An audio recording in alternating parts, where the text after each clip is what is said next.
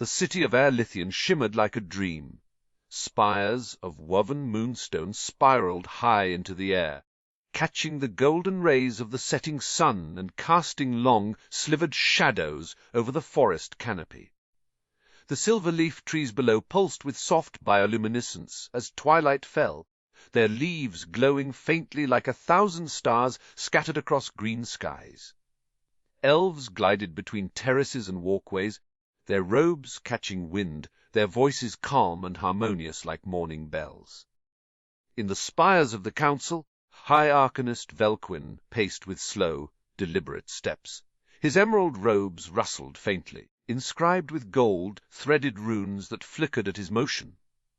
His expression was set in stone, serene, but with an undertow of irritation. A report was clenched in his hand, bearing a wax seal broken by haste. He turned to the others. The council sat in a circle of obsidian seats carved from starfallen stone. At its center sat Queen Alarielle, unmoved by the tremor of concern that passed through the chamber. "The signs are clear," Velquin began, lifting the parchment. "The moon bleeds tonight. A full eclipse as the red star aligns. The old texts call it Vain Dalkur, the herald of severance. It speaks of chaos rising beyond the Ashen Expanse. A soft scoff came from Lord Ceres, an old noble with translucent skin and too many titles. Old wives' tales," he murmured. "Human superstitions." Velquin's eyes narrowed. "It predates human law. It is elven, forgotten, perhaps, but ours. And yet someone, something, has survived in the Ashen Expanse. Something not touched by time or blight."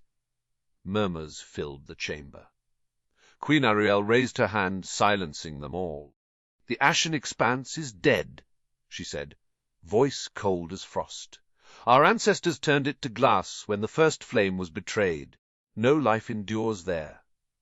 And if it does, it is not worthy of our concern." Velquin bowed his head. He knew better than to challenge her openly. But still, the vision had come. He had seen a storm of ash, a tree burning with blue fire, and figures that walked with no magic, yet bent the world with will alone.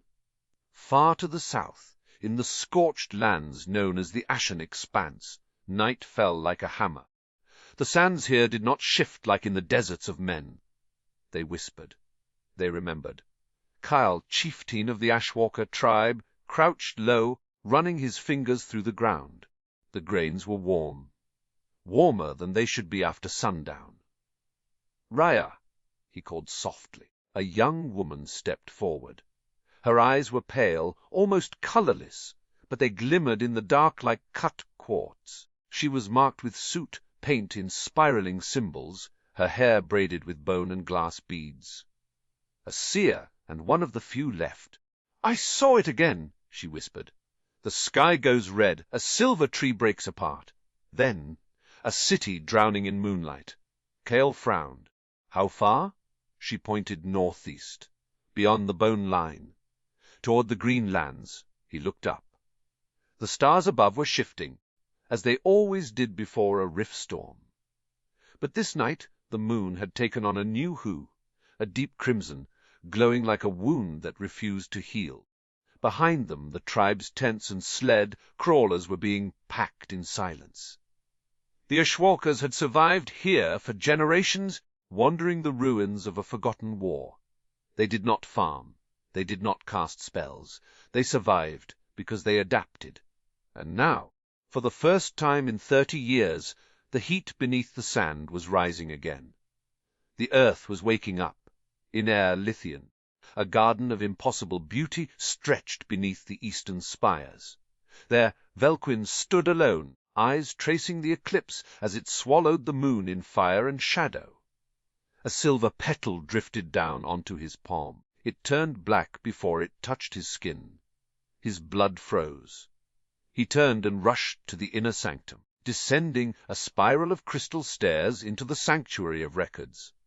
It was here the first annals were kept, books sealed in stasis, their knowledge forbidden, their bindings inscribed with warnings written in star tongue. He placed a hand on a particular tome. the blight of the Maker's betrayal. It pulsed faintly under his touch. With trembling breath, he broke the seal. Meanwhile, at the edge of the Ashen Expanse, near the skeletal ridge the humans called the Bone Line, scouts from the Ashwalker tribe stood still as statues. In the valley below, firelight flickered, not of humans, but of others.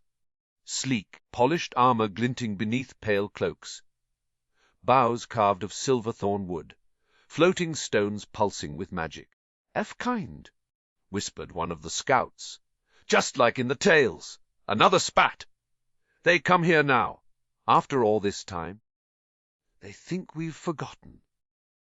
The Ashwalkers didn't know it yet, but they were about to meet the ones who once claimed the stars.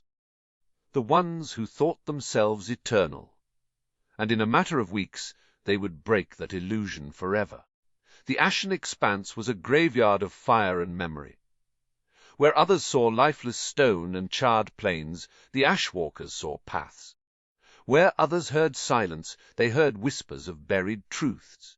To survive here was not merely endurance, it was a mastery of reading the land's scars.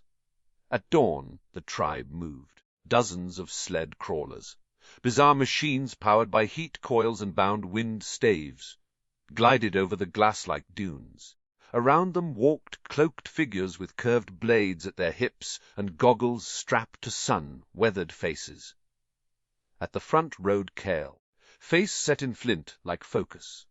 The red eclipse still hung above, its light now fading, but leaving an uneasy tension in the air. Beside him, Raya pulled her scarf down, revealing sharp cheekbones and skin etched by ash tattoos. She squinted toward the horizon. "We're close," she said. "To what?" Kale asked, though he already knew. To the bones of the old gods. They reached the ruin by mid-morning. It rose from the sands like a jagged crown, half swallowed by centuries of ash storms. Black obelisks, marked with symbols that shimmered faintly when touched by shadow, jutted out in unnatural symmetry.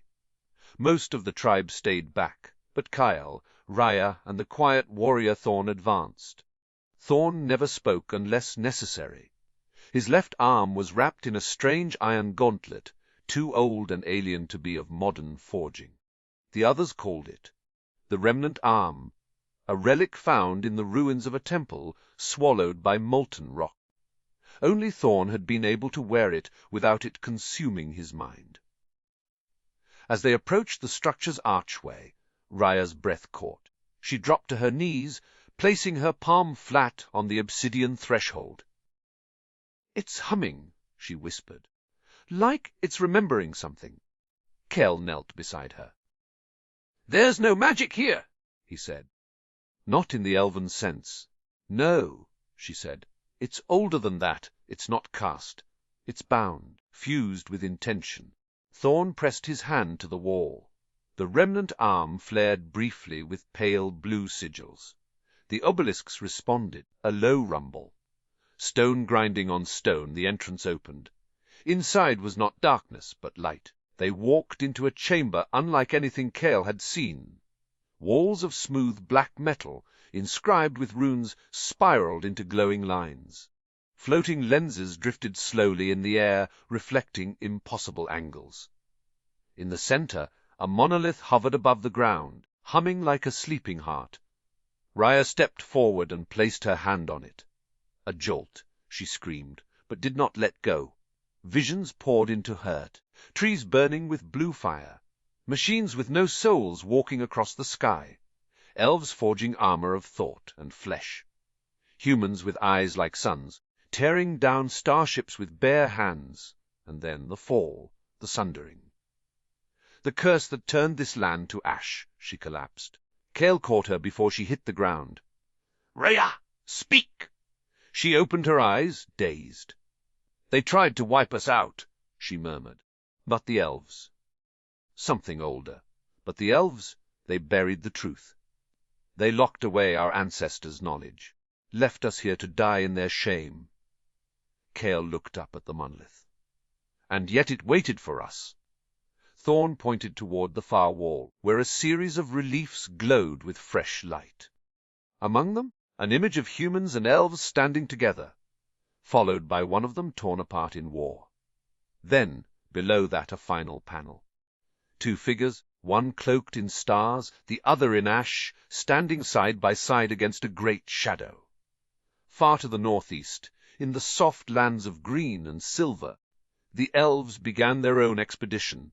High Arcanist Velquin travelled with a dozen spellbound guards, windwalkers, and law keepers, their destination the very edges of their known maps, the border of elven domain, and the untamed wasteland of the Expanse.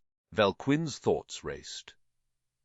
The forbidden text he had opened told of an era long before the Elven Rise, when the world belonged to the furry, a race of star-blooded humans with technology so advanced it blurred into what the elves now called magic. And now something in the Ashen Expanse stirred again.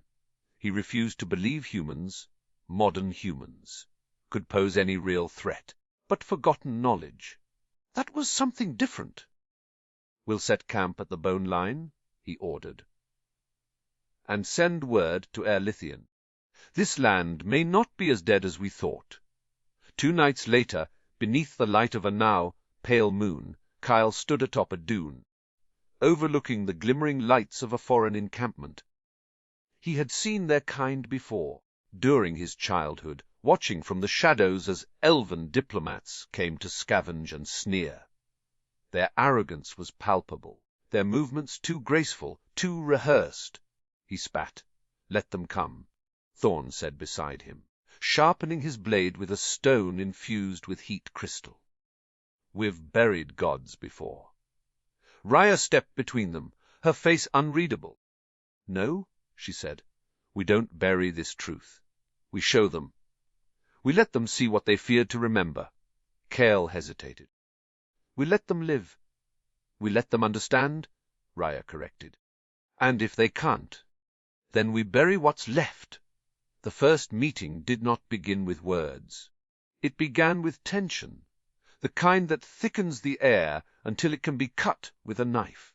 The elves of Erlithian stood like statues at the edge of the green, where their forest thinned and gave way to the scorched borders of the Ashen Expanse. Their armor gleamed, polished to near mirrored finish, and their silver-wood bows were strung taut, arrows ready.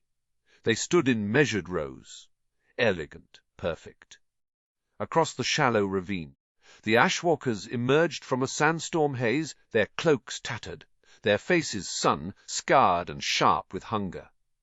They moved without formation, but with practiced wariness, like wolves that had learned to walk upright. Kyle led the front, his spear marked with clan glyphs, his eyes sharp and unflinching. Velquin stepped forward, flanked by a younger elven knight in polished violet plate, Sir Calith, who sneered openly at the humans. Velquin raised a hand. "You trespass on sanctified ground," he said, voice smooth and melodic. "Turn back, savages, before you bring ruin upon yourselves." Kale tilted his head, then looked to Raya. "Did he just call us savages?" he asked dry. "He did," she replied, "and sanctified too, as if trees and grass bow only to their kind." Thorn cracked his knuckles. "We could show them ruin." Kale stepped forward. "You're the ones camped near our ruins, ancient stones older than your songs. We're not here to conquer. We're here to understand." Sir Calith scoffed. "Understand? With what knowledge? Your people can barely speak without smoke signals and superstition." Raya's eyes narrowed. "We understand survival. We understand legacy. You understand preening in sunlight." Calith stepped forward, blade half drawn, but Velquin stopped him. Kyle planted his spear in the earth. "Let's end this dance," he said. "Choose your best. I'll face them in ritual combat. Win, and we return west. Losey, and you listen." Velquin raised a brow. Such confidence. Very well. Let the sand decide.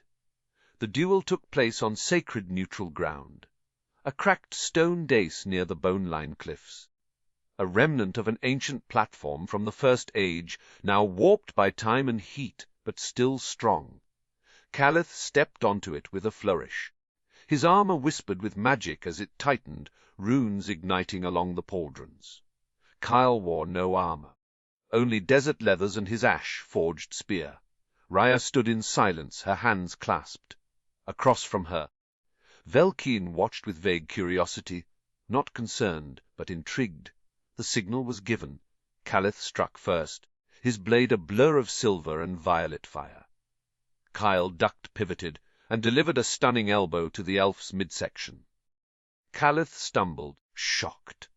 The elves in the crowd gasped, not because Calith had been hit, but because Kael was faster than their magic, enhanced warrior. Kael fought like the wind, fluid, unpredictable, and brutal. Each movement was layered with experience drawn from harsh survival, not training halls. But Calith was not without skill. He recovered, channeling a shimmering ward that flung Kael back, slicing his cheek with a crackling bolt of arcane force. Blood dripped into the sand. Kyle grinned. So you do bleed the same way. The duel dragged on, a clash of elegance and grit, magic and instinct. But in the end, Kael landed a bone-crushing blow that sent Calith's sword spinning from his hand, and a sweep of the leg that pinned him flat on his back with the tip of Kyle's spear at his throat. Silence. Velkyn stood slowly. "It appears," he said with cold clarity, "we must listen." Later, as night fell and the moon resumed its silent vigil, both parties sat around a central fire.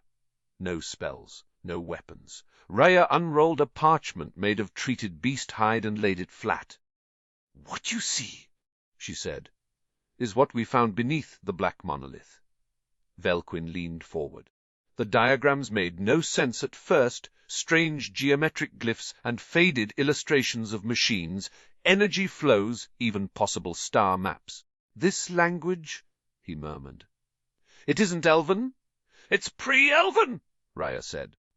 "Your people destroyed what they couldn't understand," we remembered.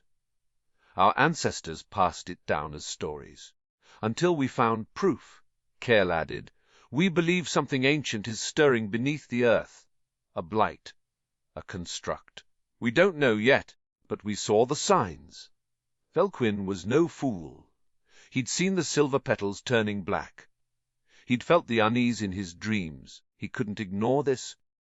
"And you want us to join you?" he asked. "No," Kael said. "We want you to believe us, to get out of your ivory towers and stop pretending your knowledge is the only one that matters." Velkyn looked at him long and hard. "Then let us begin," he said at last, "by walking together into the dark."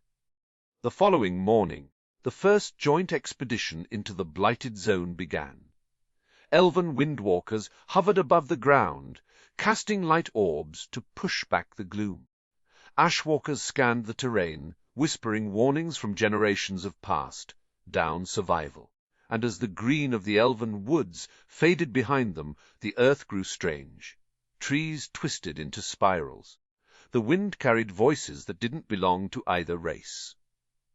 And the soil throbbed, like it remembered footsteps not taken in millennia. Velkyn knelt by a root protruding from the blackened soil. It had veins of glowing blue. "It's not rot," he said. "It's transformation." Kyle replied, "Something is feeding on memory." "Not life." Raya shivered. "And it's waking up. The path beneath Thalanor's crust was not carved by hands.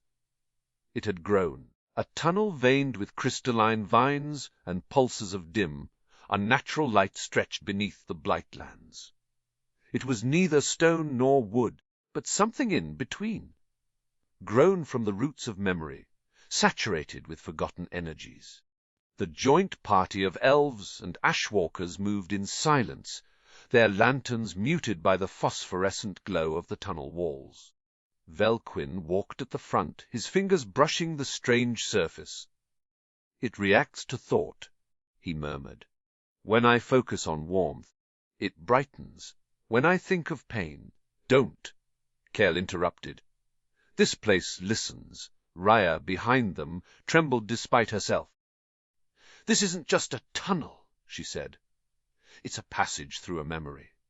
One the earth itself buried," Thorn grunted.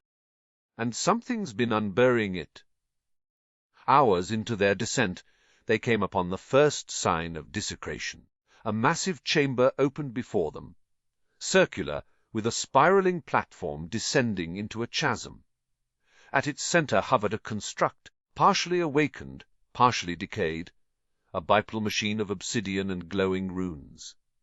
Its chest was open, revealing a core of pulsing violet crystal laced with black veins. Rhea gasped. "This is from the age of shattered stars," the dread era. Velquin knelt before it, entranced. "This is older than anything in our vaults. The Elven Empire was born after these things were destroyed." Kael examined the black veins threading through the crystal. "No," he muttered. "They weren't destroyed. They were put to sleep." Rhea approached carefully, whispering.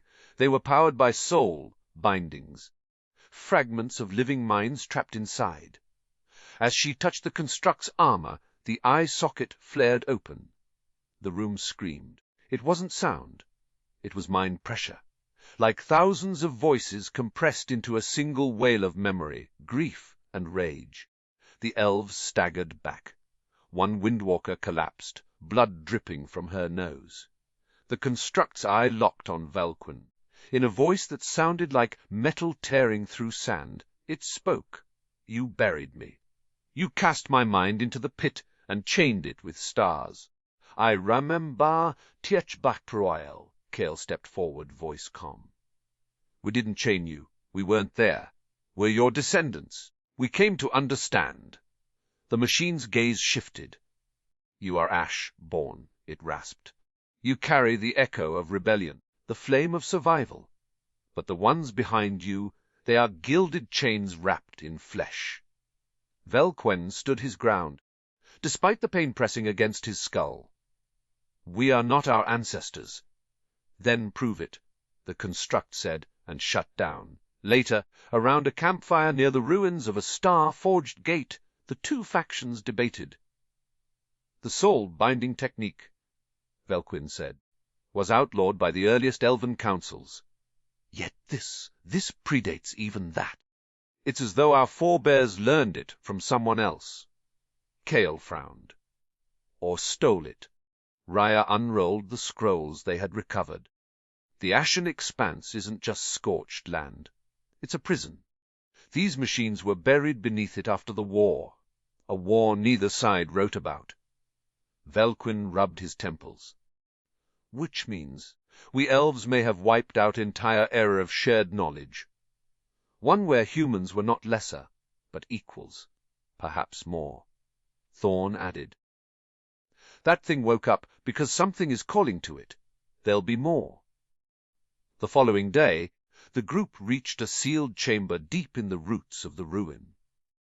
A vault made not of stone or magic, but of interwoven crystal threads and echo, conducting filaments.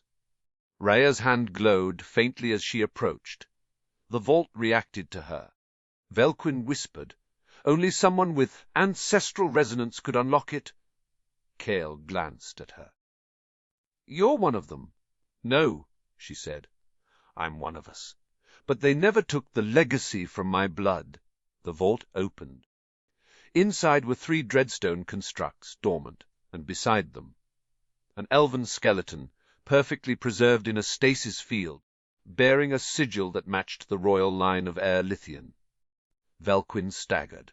"That's a queen's seal. This is one of the first rulers of our kind." Kael's eyes narrowed. "Then why is she sealed in a tomb of human creation?" Rhea approached the stasis field. In the skeleton's hand was a memory crystal, dark but intact. Velquin took the memory shard and interfaced it with a spell-binding circle. A projection formed a young elven queen, beautiful, afraid, and desperate. Her voice echoed through the chamber. "I write this as the last of my kind brave enough to speak the truth. The humans we once called savage were the makers of this world's salvation. We stole their secrets. We turned on them. And now we bury the truth under flame and time. May the Ash-born find this and forgive us. The projection faded. No one spoke for a long time. Then Cale said, softly, "They erased us." Velquin didn't argue. He only looked at the vault and at the constructs within and said, "We need to stop what's waking them. Together." Raya looked back at the surface. "No," she said. "We need to remember why they slept in the first place." The storm came without warning. By the time the scouts cried out, the sky was already bleeding. A crimson rift cracked open the firmament above the ruins, and through it poured a sky, darkening tempest of dust, cinders, and screams. From beneath the earth the dreadstone constructs awoke, but not in their ancient, sealed state. These were altered, corrupted. Black moss clung to their armor. Their once perfect geometry was warped, as if molded by pain. In their chests, violet cores flickered erratically, as though they were resisting something even darker than themselves. Cale grabbed his spear. "Positions!" "Protect the seers." Velquin barked arcane commands, forming a ward around the center of the excavation. Several elven guards flared into action, levitating and raining down bolts of moonfire. The Ashwalkers fanned out, adapting instantly, laying explosive charges made from salvaged forgiglass and bone powder. Thorn leapt onto one of the constructs' backs, his remnant arm pulsing with power. He drove a glowing shard deep to the machine's shoulder, causing it to scream. A horrifying, almost human cry. "It's resisting the corruption!" he shouted. "Something else is inside!" In the chaos, Raya reached the largest of the constructs, eyes wide with dread. This one was not like the others. Its plating shimmered between stone and flesh. Its joints were sinewy, almost organic, and its eyes glowed with the faint gold of elven magic. Velquin saw it too. "No," he breathed. "That's not just a construct. That's a fusion." The machine opened its mouth and spoke in Elven, but the voice was not metallic. "Velquin," it whispered, "do you recognize your legacy?" He stumbled back. "I know that voice," he said. "It's Alarion, one of the Ascendants, a philosopher king from the Second Rise." Cale snarled. "You bound one of your own into a war machine." "No," Velquin said, horror dawning. "He did it to himself." The construct lunged. Elven and human fighters fell alike as its mind. Magic radiated in pulses, tearing thoughts from skulls like leaves from branches.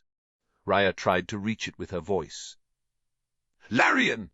You were a thinker, not a tyrant! This isn't you!" But the construct's eyes burned hotter. "It is what remains," Alarion replied. "They buried us because they feared what we knew. We fused with steel to survive the purge, and now we awaken to finish the song." Cale rushed in, using a sand, hardened technique to leap through the construct's defenses. He drove his spear into the core, but it cracked only slightly. Velquin shouted, "The core is fragmented. If we split it, it will collapse into a singularity." Raya shouted back, "Then speak to it. He's part elf still." Velquin stepped forward. "Alarion," he said softly, "you wrote the Treatise of Harmony. You believed in balance, not vengeance." "I believed in truth," the machine hissed. "You burned it." "I'm here now," Velquin said. "And I see what we lost. I won't hide it any more." For a moment, just a flicker, the construct faltered. Raya darted forward and laid her hand on the core. "I remember you," she whispered. "My grandmother sang your verses, the ones about the stars listening. You aren't this rage." With a scream that bent the air, the construct collapsed inward, the violet core imploding. Not explosively, but quietly, like a candle being snuffed. The battle was over. They buried the dead, human and elf alike, in a circle marked with fused glass stones from the battlefield. For the first time in memory, The rites were spoken in two tongues. Velquin stood beside Kyle, his robes torn, his face weary. "We are not who we thought we were," he admitted. "Our entire legacy is a half-truth," Kyle nodded. "And ours was buried so deep, most forgot it even existed." They both looked at Raya, who stood alone at the edge of the blighted ridge, gazing out over the poisoned land. "She reached him," Velquin said. "You saw it?" "Not with spells, not with weapons, with memory," Kale said. "That's her gift. She listens to what the world tries to forget." Aback at the remains of the vault, the last of the elven seers arrived from Aerlithian, answering Velquim's urgent summons. One of them, an elder named Saleth, examined the destroyed construct and paled. This confirms it," she whispered. "Our ancestors didn't defeat the rebellion. They merely froze it." She looked to Kyle. "Your people were never broken." "Just hidden." Kale didn't smile. "We've survived too long to need your validation," he said. "But we'll accept your truth, if it leads to action." Raya held up a shard of Alarion's cracked core. "There are more," she said. "Deeper, waiting. Some may wake with rage, others with purpose." Velquin nodded. "Then let's find them before the wrong ones do." As the stars wheeled overhead, and the corrupted soil began, at last, to still, the humans and elves stood not as enemies, not as saviors, but as keepers of a world neither fully remembered. And somewhere, far below, another construct stirred, sensing the shift. This one bore no name, only purpose, and it had not forgotten anything. The return to Aerlithian was not a procession of glory. It was a reckoning. Elven citizens lined the glassroot walkways as the expedition marched through the capital's gates. Many gasped at the sight of the Ashwalkers among them, dusty and sun, worn but walking beside their own proud arcanists and knights. Queen Alarielle awaited them at the Hall of Stars, robed in silken threads that shimmered like frozen light. Her eyes, ancient and unblinking, studied Kyle, Raya Thorn, and the others with cold calculation. "You bring outsiders to our sacred city," she said to Velquin. "You bring uncertainty." Velquin knelt, but not in submission. "I bring truth, your grace," he said. Truth buried beneath centuries of silence. He rose and held out the memory shard of Valerian, the once great elven philosopher who had fused himself into a war machine. The council gasped as the queen took it, the shard's surface flickering with still lingering resonance. Raya stepped forward. "If you see only trespassers in us, then you've already repeated your ancestors' mistake." Alarielle's expression didn't change. But behind her, younger elves, those who had grown weary of unchanging doctrine, murmured with uncertainty. The Council of Thalanor convened that evening. Kyle, Raya, and Thorn stood in the center of the vaulted chamber, surrounded by rings of elven nobility and mages. Velquin stood by them, the only elf to openly advocate for unity. Saleth, the elder seer, laid out the findings. The dreadstone constructs were real. They were powered by bound souls, including elves, not just the long, maligned humans. The Ashen Expanse was not a wasteland. It was a grave. "And yet," said Lord Ceres, voice quivering with restrained fury, "you propose we align with those who live in ruins, who wander the sands like scavengers." Kael answered with a voice like thunder. "You call us scavengers, but we remember what you chose to forget." Raya stepped forward, unrolling the scroll she had carried across a continent. "This is not mythology. It's history.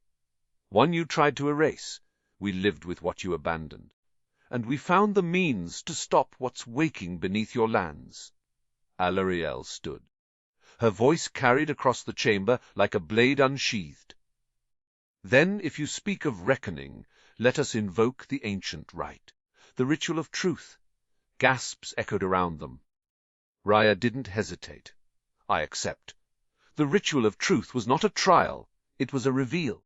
Under moonlight, within the mirror grove, a pool of still water, reflected not just forms but memories, drawn from the mind by ancient spellcraft and focused by will.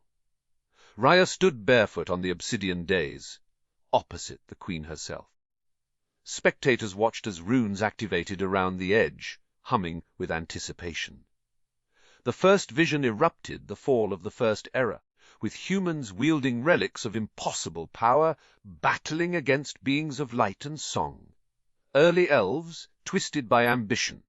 The sky cracked open, and the world turned to fire. A second memory emerged.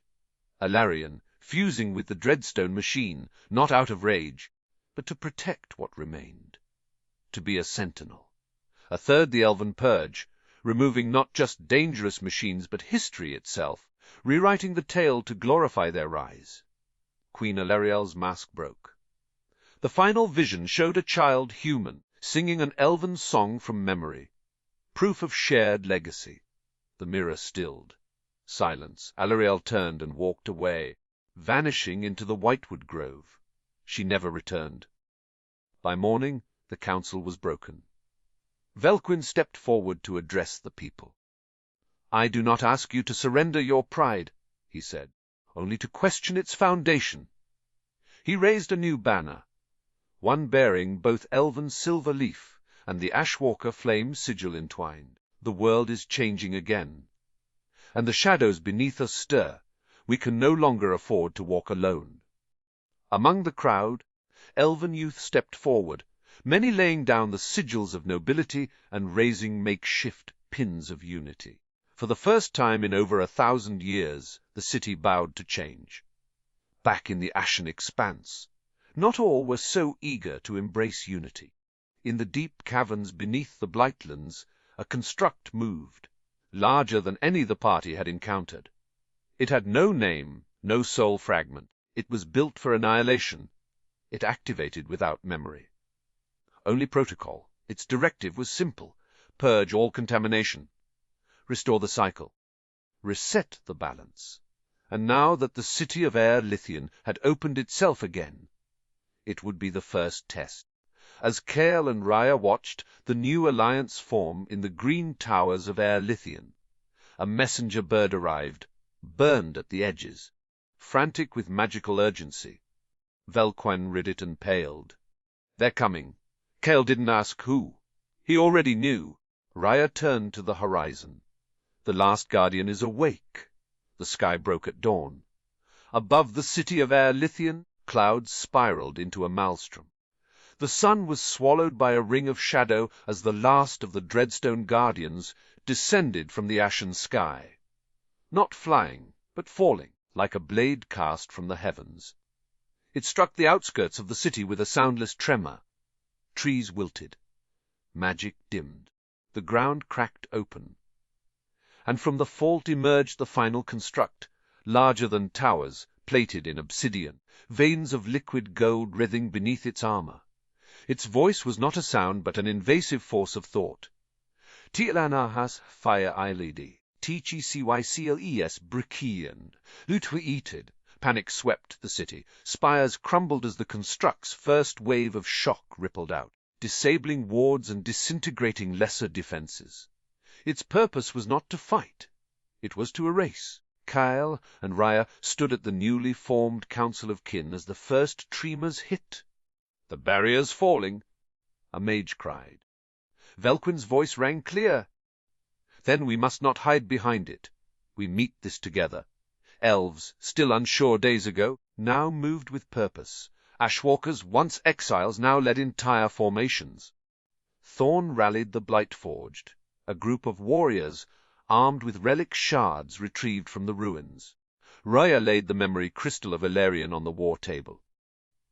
He gave us a way to disrupt the core, not destroy it, free it. Velquin traced the arcane sigils on the table. If we break the binding seal, we can awaken what's still human inside, or elven. Or whatever it was before the purge, Kael grinned. Let's give it something to remember. The battle began in the Grove of Eternity. where silver-leaf trees bowed and twisted under the construct's presence. Magic failed. Weapons shattered. But not all weapons were made of metal. Thorn charged first, his remnant arm glowing white-hot, carving a path up the construct's limb. Behind him, a team of windwalkers dropped smoke crystals to blind its scanning pulses. Raya and Velquin climbed the rear channel, an access point uncovered in a ruin, now repurposed for infiltration.